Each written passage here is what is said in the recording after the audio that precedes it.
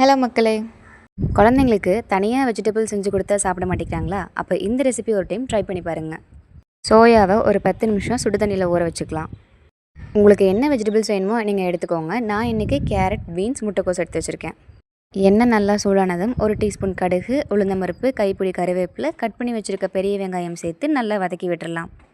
வெங்காயம் நல்லா colour change ஆகிற அளவுக்கு வதக்கி விட்டுக்கோங்க. நம்ம கட் பண்ணி வச்சுருக்க வெஜிடபிள்ஸை ஒவ்வொன்றா ஆட் பண்ணிக்கலாம். உங்களுக்கு என்ன காய் வேணுனாலும் நீங்கள் ஆட் பண்ணிக்கலாம். தண்ணி காயாக இருந்தால் மட்டும் அதை கடைசியாக ஆட் பண்ணிக்கோங்க. வெஜிடபிள்ஸே சாப்பிட பிடிக்காதுன்னு சொல்கிறவங்க இந்த ரெசிப்பியை வாரத்தில் 2 டைமாவது செஞ்சு சாப்பிடுங்க. இது ஹெல்த்தியாகவும் இருக்கும், அதே டைம் டேஸ்டியாகவும் இருக்கும். இப்போ இந்த வெஜிடபிள்ஸ் எல்லாத்தையும் ஒன்றா சேர்த்து நல்லா மிக்ஸ் பண்ணி விட்டுடலாம். இந்தளவுக்கு நல்லா மிக்ஸ் பண்ணி விட்டதும் அது சீக்கிரமாக வதங்குறதுக்காக தேவையான அளவு உப்பு சேர்த்துக்கலாம். இப்போது காரத்துக்காக 1 டீஸ்பூன் வரமிளகாய் தூள் ஆட் பண்ணிக்கலாம். இதில் நம்ம வேறு எந்த மசாலாவும் சேர்க்க போகிறதில்ல. உங்களுக்கு காரத்துக்கு தேவையான அளவு வரமிளகாய்த்தூள் இல்லைன்னா நீங்கள் பச்சை மிளகா கூட நீங்கள் சேர்த்துக்கலாம்.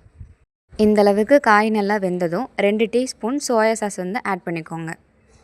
சாஸ் சேர்த்து அதையும் நல்லா மிக்ஸ் பண்ணி கொடுத்துருங்க. ஊற வச்ச சோயாவை தண்ணியெல்லாம் வடிச்சிட்டு இதில் சேர்த்துடலாம். சோயாவையும் மசாலாவையும் ஒரு 2 மினிட்ஸ் நல்லா மிக்ஸ் பண்ணி விடுங்க. இந்த ஸ்டேஜில் நம்ம வேக வச்ச சாதத்தை இது கூட சேர்த்து நல்லா மிக்ஸ் பண்ணி விட்டிங்கன்னா நம்மளோட டேஸ்டியான ஹெல்த்தியான சோயா ஃப்ரைட் ரைஸ் ரெடி. இந்த சோயா ரைஸை நீங்களும் மறக்காமல் ட்ரை பண்ணி பாருங்கள். இந்த ரெசிபிக்கு தேவையான 2 முக்கியமான இன்க்ரீடியன்ட் பற்றி சொல்லியிருக்கேன். அது தெரிஞ்சுக்க வீடியோவை ஸ்கிப் பண்ணாமல் பாருங்கள். கடுகு நல்லா பொரிஞ்சு வந்ததும் கட் பண்ணி வச்சுருக்க வெங்காயம் சேர்த்து கலர் சேஞ்ச் ஆகிற அளவுக்கு வதக்கி விட்டுடலாம். இதில் நம்ம கட் பண்ணி வச்சுருக்க தக்காளியும் ஆட் பண்ணி தேவையான அளவு உப்பு சேர்த்து நல்லா மிக்ஸ் பண்ணி விட்டுருங்க. நான் ஏற்கனவே ஒரு 4 உருளைக்கிழங்கை குட்டி குட்டியாக கட் பண்ணி ஆயிலில் ஃப்ரை பண்ணி எடுத்து வச்சுருக்கேன். 8 மணி நேரம் ஊற வச்ச பச்சை பட்டாணியை வேக வச்சு எடுத்து வச்சுக்கோங்க. இந்த சாதத்துக்கு தேவையான 2 முக்கியமான பொருள் உருளைக்கிழங்கும் பச்சை பட்டாணியும் தான். தக்காளி கொஞ்சம் வதங்கினதும் மஞ்சத்தூள், மல்லித்தூள், வரமிளகாய்த்தூள் சேர்த்து நல்லா மிக்ஸ் பண்ணி விட்டுடலாம். இந்த ரைஸை ஒரு முறை நீங்கள் செஞ்சு பாருங்கள், திரும்ப திரும்ப நீங்களே செய்ய ஆரம்பிச்சிடுவீங்க. இந்த ஸ்டேஜில் 1 டீஸ்பூன் கரம் மசாலா ஆட் பண்ணி அதை நல்லா மிக்ஸ் பண்ணி விட்டுட்டு நம்ம ஃப்ரை பண்ணி வச்சுருந்த உருளைக்கிழங்கை சேர்த்து ஒரு 2 மினிட்ஸ் நல்லா மிக்ஸ் பண்ணி விட்டுடலாம். உருளைக்கிழங்கு நல்லா மசாலா கூட மிக்ஸ் ஆனதுக்கப்புறம் நம்ம வேக வச்சு எடுத்திருந்த பச்சை பட்டாணியும் இது கூட சேர்த்து அதையும் ஒரு 2 மினிட்ஸ் நல்லா மிக்ஸ் பண்ணி விட்டுடலாம். இந்த ரைஸ் ரொம்ப ஹெல்த்தியாகவும் இருக்கும், அதே டைம் ரொம்ப டேஸ்டியாகவும் இருக்கும். 2 மினிட்ஸ் நல்லா மிக்ஸ் பண்ணதுக்கப்புறம் இதில் கொஞ்சமாக தண்ணி சேர்த்துக்கலாம். இந்தளவுக்கு எண்ணெய் தனியாக பிரிஞ்சு வந்ததும் நம்ம வேக வச்ச சாதத்தை இது கூட சேர்த்து நல்லா மிக்ஸ் பண்ணி விட்டுடலாம். கொஞ்சம் கொஞ்சமாக சாதம் சேர்த்து மசாலாவையும் ரைஸையும் நல்லா மிக்ஸ் பண்ணி கொடுங்க. இந்த ஸ்டேஜில் ஒரு ஃபைனல் டச்சாக 2 டீஸ்பூன் நெய் ஆட் பண்ணிக்கோங்க. நெய் சேர்த்து நீங்கள் சாப்பிடும்போது அந்த ஃபுட்டில் இருக்க மொத்த சத்துமே உங்கள் பாடிக்கு இது ஈஸியாக அப்சர்வ் பண்ணி கொடுத்துரும். நெக்ஸ்ட் டைம் குழந்தைங்களுக்கு இந்த ரைஸை செஞ்சு கொடுக்குறீங்கன்னா கண்டிப்பாக 1 டீஸ்பூன் நெய் இதில் மறக்காமல் ஆட் பண்ணிக்கோங்க. கொஞ்சமாக கொத்தமல்லி தூவி இறக்குனீங்கன்னா நம்மளோட டேஸ்டியான ஹெல்த்தியான பட்டாணி சாதம் ரெடி.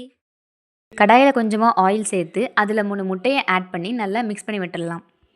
முட்டையை வச்சு இந்த வெரைட்டி ரைஸ் செய்கிறதுனால உங்களுக்கு டைமும் சேவ் ஆயிரும், 1 டேக்கு தேவையான ப்ரோட்டீனும் உங்களுக்கு இதுலேருந்து கிடச்சிரும். முட்டையை இந்த அளவுக்கு மிக்ஸ் பண்ணதும் நம்ம ரெடி பண்ணி வச்சுருக்க சூடான சாதத்தை சேர்த்து நல்லா மிக்ஸ் பண்ணி விட்டுடலாம். உங்களுக்கு என்ன வெஜிடபிள்ஸ் வேணுனாலும் நீங்கள் ஆட் பண்ணிக்கலாம். நான் இன்றைக்கி கேரட், பீன்ஸ், ஆனியன் கட் பண்ணி வச்சுருக்கேன். அதையும் இது கூட சேர்த்து மிக்ஸ் பண்ணி விட்டுடலாம். இப்போது சாதத்துக்கு தேவையான மசாலாவை ஆட் பண்ணிடலாம். 1 டீஸ்பூன் மஞ்சத்தூள் சேர்த்து ரைஸில் நல்லா மிக்ஸ் பண்ணி விட்டுட்டு காரத்துக்கு தேவையான அளவு 1 teaspoon வரமிளகாய்த்தூள், 1 teaspoon garam masala, 1 teaspoon மல்லித்தூள் சேர்த்து நல்லா மிக்ஸ் பண்ணி விட்டுடலாம். இந்த 3 மசாலாவை நல்லா மிக்ஸ் பண்ணிவிட்டு தேவையான அளவு உப்பு சேர்த்து கொஞ்சம் கொத்தமல்லி தூவி இறக்குனீங்கன்னா நம்மளோட டேஸ்டியான வெஜிடபிள் எக் ரைஸ் ரெடி. புதினாவை எப்படி உங்கள் ஃபுட் டயட்டில் சேர்த்துக்கலான்னு யோசிச்சுட்ருக்கீங்களா? அப்போ இந்த ரெசிபி உங்களுக்கு தான்.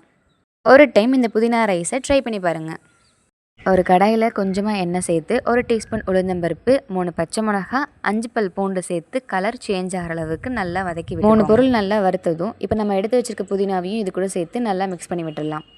ஆஃபீஸ் போகிறவங்களுக்கும் ஸ்கூல் போகிற குழந்தைங்களுக்கும் ஒரே மாதிரியான லஞ்ச் பாக்ஸ் கொடுக்கணும், அது ஹெல்த்தியாக கொடுக்கணுன்னா இந்த புதினா ரைஸை ஒரு டைம் ட்ரை பண்ணி பாருங்கள். ஹெல்த்தியாக சாப்பிட பிடிக்காதவங்களுக்கு இந்த மாதிரி வெரைட்டி ரைஸாக செஞ்சு கொடுத்தீங்கன்னா அவங்களே விரும்பி சாப்பிட ஆரம்பிச்சிடும். இந்த அளவுக்கு புதினா நல்லா வதங்கி வந்ததும் நம்ம ஆல்ரெடி ஊற வச்சிருந்த புளி தண்ணியில் ஒரு 4 டேபிள் ஸ்பூன் இதில் ஆட் பண்ணிக்கலாம். ஒரு கட்டு புதினாக்கு ஒரு சின்ன லெமன் சைஸ் அளவு புளியை தண்ணியில் ஊற வச்சுக்கோங்க. இந்த அளவுக்கு புதினா நல்லா வதங்கினதும் அதை ஒரு மிக்ஸி ஜாரில் மாற்றிட்டு தேவையான அளவு உப்பு சேர்த்து ஒரு சட்னி மாதிரி அரைச்சி எடுத்துக்கோங்க. இந்த சட்னிக்கு ஒரு தாளிப்பு கொடுத்தீங்கன்னா நீங்கள் இட்லி தோசை கூட வச்சு சாப்பிட்லாம்.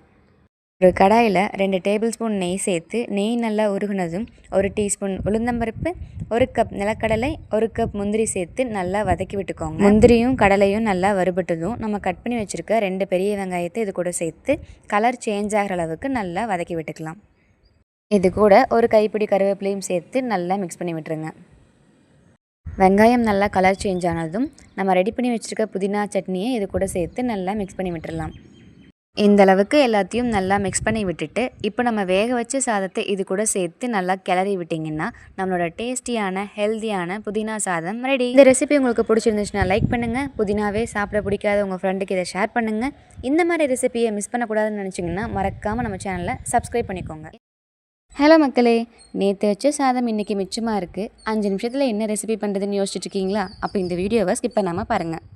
லெஃப்ட் ஓவர் ரைஸுக்கு மேக் ஓவர் கொடுக்கறதுக்கு பூண்டு வச்சு ஒரு ஸ்பைசியான டேஸ்டியான பூண்டு மசாலா சாதம் எப்படி பண்ணுறதுன்னு பார்க்கலாமா? இந்த ரைஸ் பண்ணுறதுக்கு ஒரு 7 பல் பூண்டு எடுத்து மிக்ஸி இல்லைன்னா இடிக்கல் வச்சு நல்லா இடிச்சு எடுத்துக்கோங்க. பூண்டு நல்லா இடித்ததும் 1 டீஸ்பூன் சீரகம், 1 டீஸ்பூன் மல்லித்தூள், 1 டீஸ்பூன் வரமிளகாய் தூள் சேர்த்து இந்த 3யும் நல்லா மிக்ஸ் பண்ணி விட்டுருங்க. பூண்டில் ஏற்கனவே கொஞ்சம் காரத்தன்மை அதிகமாக தான் இருக்கும். நீங்கள் காரம் சாப்பிட மாட்டிங்கன்னா இதில் இருக்க மசாலாவை இன்னும் கூட கொஞ்சம் கம்மி பண்ணிக்கோங்க. காரம் சாப்பிட பிடிக்கும்னா நீங்கள் இன்னுமே அதிகப்படுத்திக்கலாம். கொஞ்சமாக தண்ணி சேர்த்து ஒரு பேஸ்ட் பதத்துக்கு இதை கொண்டு வந்துக்கோங்க.